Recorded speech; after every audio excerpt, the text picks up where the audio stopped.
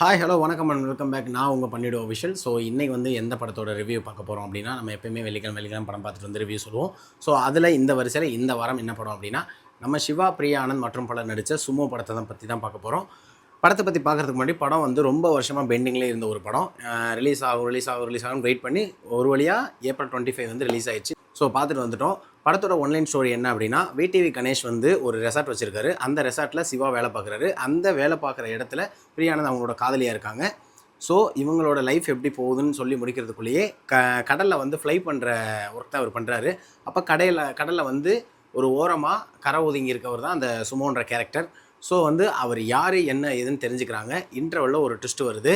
அதுக்கப்புறம் second half எப்படி போச்சு, என்ன ஏது, படத்தோட மீதி கதை என்ன, அவங்க ஊருக்கு போய் அவரை சேர்த்தாங்களா இல்லையான்றதான் கதை. படத்தை வந்து பார்த்திங்கன்னா, ஃபஸ்ட் ஹாஃப் வந்து ஒரு சில இடங்களில் நம்மளை நல்லாவே ரசிக்க வச்சுருக்காங்க. காமெடி சீக்வன்ஸ் நல்லாவே நம்ம சிரிக்க வைக்கிறாங்க. அதே அந்த சுமோன்ற கேரக்டர் வந்து பண்ணுற ஒவ்வொரு ஆக்டிவிட்டீஸுமே நல்லா நம்மளுக்கு சிரிப்பு வருது. குழந்தைகளும் நல்லா என்ஜாய் பண்ணுவாங்க. சிவா வந்து அவருடைய பர்ஃபார்மன்ஸ் வந்து இந்த படத்தில் அவ்வளோக்கு பெருசாலாம் இல்லை. சும்மா ஒரு ஓவரலாக நடித்து கொடுத்த மாதிரி தான் ஒரு ஃபீலாக இருந்துச்சு. பிரியானந்த் வந்து ஏதோ சப்போர்ட்டிங் கேரக்டராக அவருக்கு இருக்கிறனால வச்சுருக்காங்க.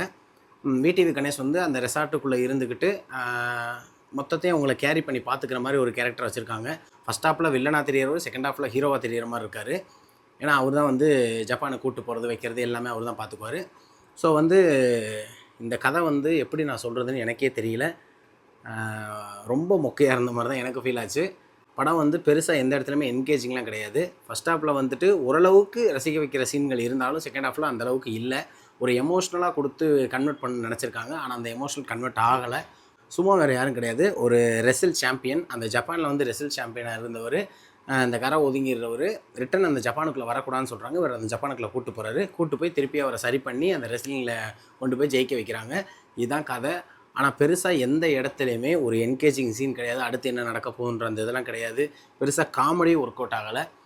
படமே ரொம்ப போரிங்காக போச்சு. சிக்கும் விதமாக எந்த ஒரு சீன்களும் நம்ம மனசில் ஆழமாக பதியலைன்றதான் உண்மை. மற்றபடி சாங்ஸு இதெல்லாம் பெருசாக சொல்கிற மாதிரி இல்லை. மியூசிக் ஓவரால் பேக்ரவுண்ட் ஸ்கோர் கொஞ்சம் ஓகே தான். ஸ்க்ரீன் ப்ளே ஓரளவுக்கு நல்லாவே பண்ணியிருக்காங்க. பெருசாக சொல்கிற மாதிரி அதுவும் இல்லை.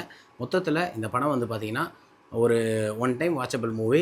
பட் வந்து குழந்தைகள் வந்து அந்த சுமோ கேரக்டர் வந்து நல்லா என்ஜாய் பண்ணி ரசிப்பாங்க. ஏன்னா வந்து அவர் சின்ன சின்ன விஷயங்கள் வந்து இந்த லாலிபப் சாப்பிட்றதா இருக்கட்டும், அப்புறம் அந்த பன்னு சாப்பிட்றதா இருக்கட்டும், அப்புறம் அந்த கேட்ரிங்குள்ளே போய் அந்த ரெசார்ட்டுக்குள்ளே போய் சாப்பிட்றதா இருக்கட்டும், நிறைய சீன்கள் வந்து குழந்தைகள் நல்லா ரசிப்பாங்க. ஸோ வந்துட்டு ஒரு டீசெண்டான வாட்ச் மூவி. மிச்சப்படி இந்த படத்துக்கு நான் கொடுக்குற ரேட்டிங் வந்து பார்த்திங்கன்னா 5க்கு 2 கொடுக்குறேன். One time watchable movie. Bye. குக்கு.